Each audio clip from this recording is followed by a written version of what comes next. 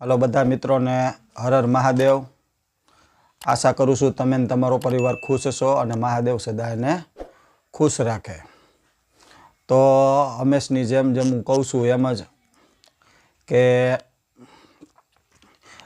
प्रतिष्ठित मंदिरों की पूजा करवी, प्राण प्रतिष्ठा न थई एवा मंदिर में जावुं नहीं और पूजा पाठ करवा नहीं, कारण के एमां भगवान आवता नथी अने दैत्यो बिराजे छे त्यां एवी मूर्ति ज्यां प्राण प्रतिष्ठा नथी थई अने पूजा आपणे करवी छे तो एमां दैत्यो बिराजे छे अने आपणी पूजा ए लई जाय छे अने वधारे शक्तिशाળી थईने आपणने मारे छे। एटले ज ऋषि मुनिओए मूर्तिनी प्राण प्रतिष्ठानो नियम बनावेलो छे।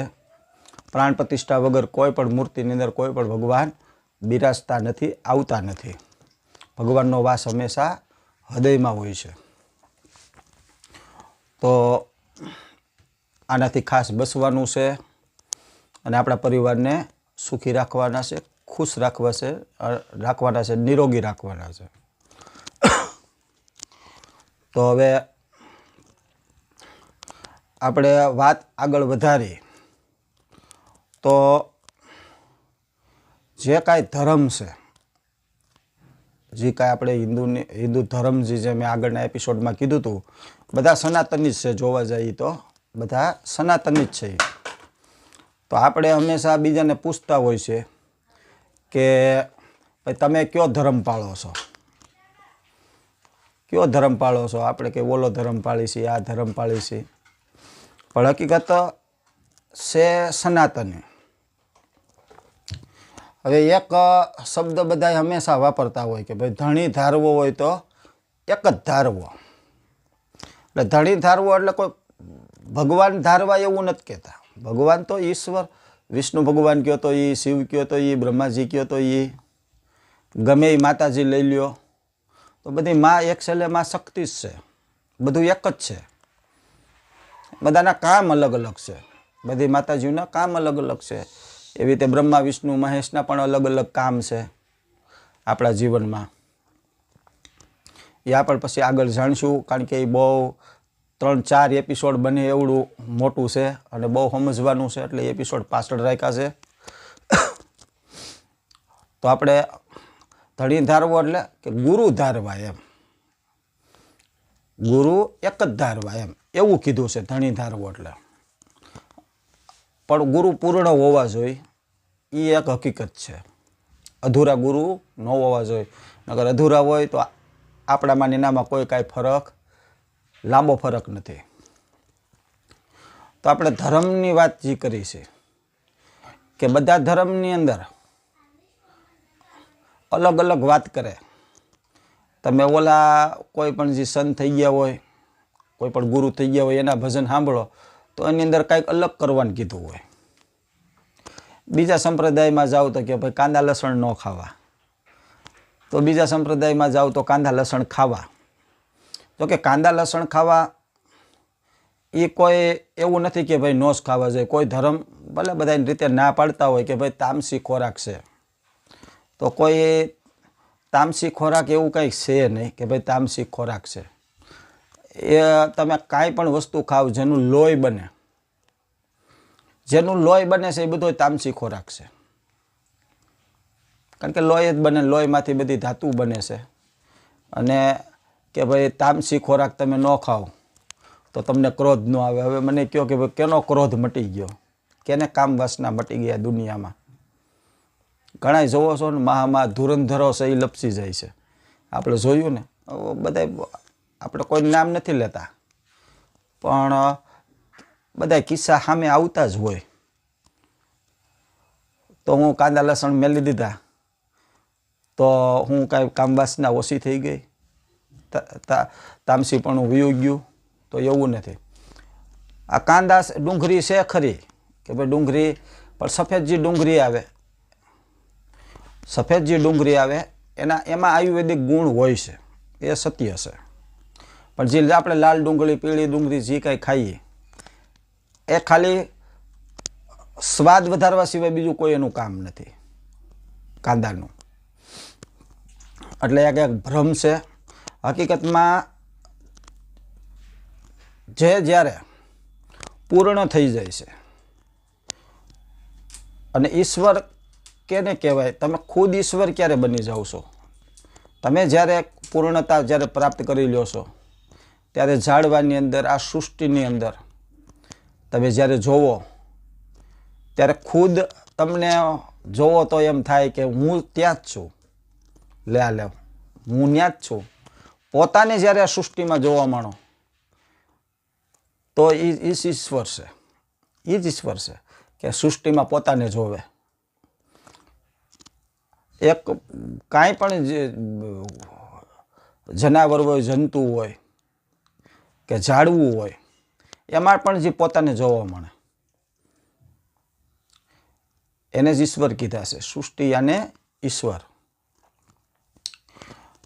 તો આવા લોકો જ્યારે થઈ જાય છે ત્યારે જે કાંદા અને લસણ છે, અમુક વસ્તુ છે, એને સુગંધ જે છે એ સ્ટ્રોંગ પડવા માંડે છે.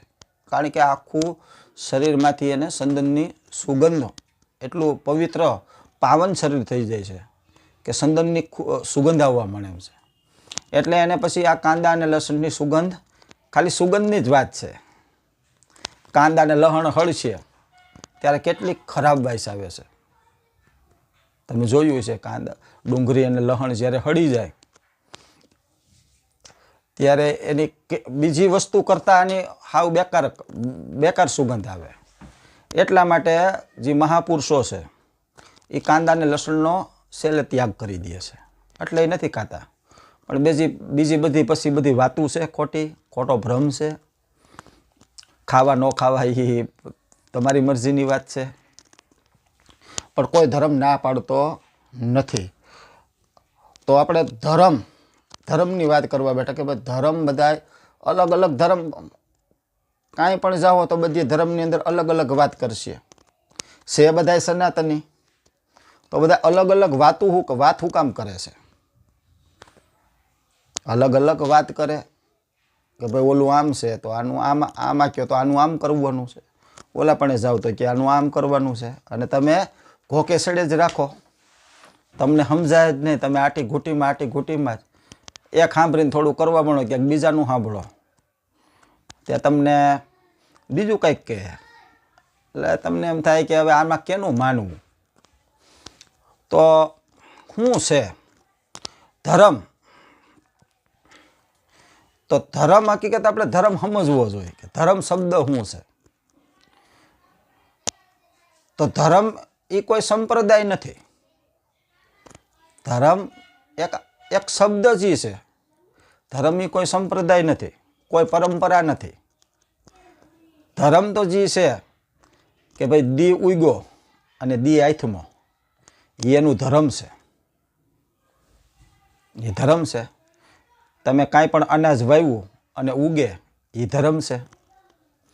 તમે જે કાંઈ બાળ બચ્ચા ઉત્પન્ન કરો તો એ નવી નવાઈ નથી, એ ધર્મ છે. તમારી ઘરે સંતાન ન હોય તો માણસ કેટલું કહે આમ છે ને આવા છે ને તેવા છે, એવું બધું કહે મેણા ટોણા માળે. શું કામે? કે એ ધર્મ છે. તમે આ ધરતી ઉપર આવ્યા છો તો આ ધર્મ છે. બધાય ધર્મ છે. તો ધર્મ હકીકત એ છે, તમે જે સંપ્રદાયની અંદર જવો, જે પરંપરામાં જવો, એના જે નિયમ બનાવ્યા છે એ નિયમને પાળો, એને ધર્મ કીધું છે. એટલે આમ કહે કે ભાઈ અમે ફલાણો ધર્મ પાડી છે. તો બધું અલગ અલગ બધાનું કહેવાનું, બધા નિયમો અલગ અલગ હુકામ બતાવે છે. તો એની આપણે વાત કરવી કે ભાઈ સત્ય હકીકત શું છે. તો જ્યારે શંકર ભગવાન મહાદેવ સપ્ત ઋષિને બોલાવ્યા. સપ્ત ઋષિને બોલાવી અને એણે કીધું કે જો માનવ જાતિને પાર થવું હોય, પૂર્ણ થવું હોય, જન્મ મરણના ફેરામાંથી જો પાર થવું હોય તો એના માટેની 108 વિધિ બતાવી.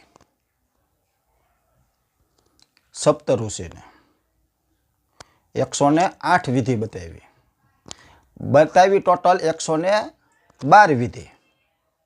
12 વિધિમાં 4 વિધિ જે છે એ 4 વિધિ તમે કદાચ તમારે થોડુંક અધૂરું રહી ગયું કાંઈ પણ, તો 4 વિધિ મર્યા પછી છે કે એ 4 વિધિ મર્યા પછી તમે અપનાવીને પણ પાર થઈ શકો, પૂર્ણ થઈ શકો.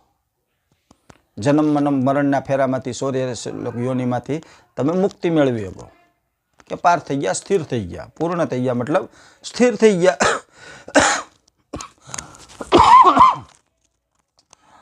તો આ જીવતે જીવતા 108 વિધિ બતાવી સપ્ત ઋષિને, અને સપ્ત ઋષિને એવું કીધું કે આનો તમે માનવ જાતિને બતાવો કે આમાંથી કોઈ પણ વિધિ અપનાવીને માણસ પૂર્ણ થઈ શકે છે, પાર થઈ શકે છે. તો આવી રીતે 108 વિધિ છે. હવે 108 વિધિ છે, ભલે એ અલગ અલગ વિધિ છે, એમાં ઘણા પ્રકારની વિધિઓ છે. એમાંથી જે બધી પરંપરાઓ છે, જે ગુરુ પરંપરાઓ જે બની, જૈન સમાજમાં જે બની, મહાવીર સ્વામી, નાથ સંપ્રદાય છે, દશનામી સંપ્રદાય છે, ઘણી પરંપરાઓ બની છે દુનિયાભરની. એ 108 વિધિમાંથી જ એક વિધિ છે. એ મહાદેવની, શિવની જ બતાવેલી છે. તો એ બધા વિધિ અલગ છે, એટલે એના પાર થવા માટેના રસ્તા અલગ છે. પાર થવાના રસ્તા અલગ અલગ છે, પણ જ્યાં પહોંચવાનું છે, પૂર્ણ થવાનું, એ તો બિંદુ એક જ છે. અહીંથી તમારે ક્યાંય પણ જવું હોય, નક્કી કરી લો કે ભાઈ અહીંયા જવું છે, તો ગૂગલ મેપમાં નાખો તો તમને 3-4 રસ્તા બતાવે. અને ગમે એ રસ્તે તમને જે સારો રસ્તો લાગતો હોય એ રસ્તે તમે ગાડી જવા દો. પણ ઓલો આમથી જાય તો ઓલો આમથી જાય, વહેલા મોડું થાય પહોંચવામાં. રસ્તો લાંબો હોય, ખરાબ હોય તો વહેલા મોડું થાય. પણ બધા 4-5 જણા જો નીકળ્યા હોય અલગ અલગ રસ્તે, તો પહોંચશે એક જ જગ્યાએ પાર થવા માટે. તો એમાં જે રહીને એના જે નિયમ તમે પાળો છો, જેથી કંઈક પૂર્ણ ગુરુ તમને બતાવે કે ભાઈ આ નિયમો છો. તો હું પરશુરામ પરંપરામાંથી આવું છું, ભગવાન પરશુરામ પરંપરાથી હું આવું છું, તો મારે એ પરંપરા છે. એ પણ એક વિધિ છે, બધી વિધિઓ છે. એટલે બધા ધર્મ અલગ અલગ વાત કરે છે, કે આનું આમ હોય, આનું તેમ હોય, આમ કરવાથી આમ થાય, તેમ કરવાથી તેમ થાય. એટલે તમે ઘોકે ચડો છો. એટલે કીધું કે ધણી ધારવો તો એક ધારવો, શું કામ કીધું? આ માટે કીધું કે તમે ઘોકે ન ચડો. એકને ધારી લ્યો, પૂર્ણ ગુરુ તમે ગોતી લ્યો, અને એ બતાવે જે કાંઈ નિયમ, જે કાંઈ વિધિ બતાવે એ પ્રમાણે આગળ વધો, એટલે તમે પાર થઈ જાઓ, પૂર્ણ થઈ જાઓ. તમારા ગુરુ પૂર્ણ હશે તો તમે 100% પૂર્ણ થઈ શકો છો. એ જ પૂર્ણ ગુરુનો પૈમાનો છે. એ જ પૂર્ણ છે એનો મિનિંગ શું છે? કે પૂર્ણ કરે એને આવડે છે. જેણે જે વિધિ અપનાવી અને પાર થઈ ગયા, એ તમને શીખડાવશે, તમને કહેશે, તો તમે પણ પાર થઈ શકશો. એ નથી પાર થયા તો તમે પાર નથી થઈ શકવાના. આ જ પૂર્ણનો પૈમાનો છે. અને એવું નહીં કે 1-2 વ્યક્તિ થાય. આગળ પણ મેં વાત કરી હતી, એક વ્યક્તિ થાય કે એના દીકરા હોય એ જ થાય, એવું નથી. આ પછી હાવ રમાડવાની વાત છે. બધા એટલે બધા થવા જ જોઈએ. જેટલા હોય ને, જેટલા એના શિષ્ય, એ બધા થઈ જ જાય. કારણ કે આ પાર થયા તો એ પાર થવાના છે. 100%ની વાત છે. એને આવડે છે તો તમને શીખડાવવાના છે. ગુરુનું કામ જ એ છે. પછી સમર્પણ હોવું જોઈએ. એટલે ગુરુ પાસે તમારું સમર્પણ કેવું હોવું જોઈએ? ભગવાન પાસે, ઈશ્વર પાસે ક્યારે ગુરુ કૃપા મળે છે? ગુરુ કૃપા ત્યારે મળે છે જ્યારે તમે ખતમ થઈ જાઓ છો. તમે ખતમ થઈ જાઓ છો કે હવે હું છું જ નહીં, મારા ગુરુ મતલબ ગુરુ જ છે, હું નથી. આવો જ્યારે તમારો સમર્પણનો ભાવ આવી જાય કે હવે નહીં, તમે જ, હવે બીજું કોઈ નહીં,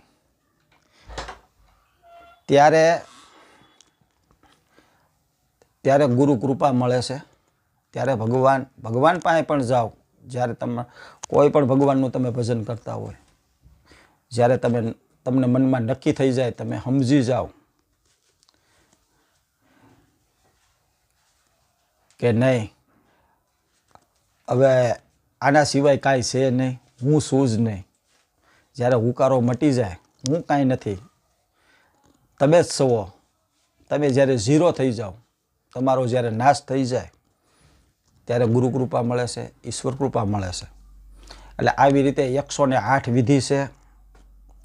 એટલે ધણી ધારવો તો એક ધારવો, એટલે હું છે ઘોકે ન સડો. કારણ કે બધી વિધિ, અને એમાંની એક વિધિ છે સૌથી ઝડપથી પાર થઈ શકાય, તંત્રની વિધિ. તંત્ર વિધિ જે શિવતંત્રજી છે, શિવતંત્ર મેં કીધું હતું ને, એના 21 સોપાન છે, 21 લેવલ છે.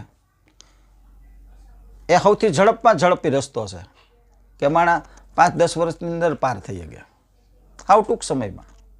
બીજામાં તો અવતાર તમારે લેવાય પડે પાછા, પણ આમાં એવું નથી.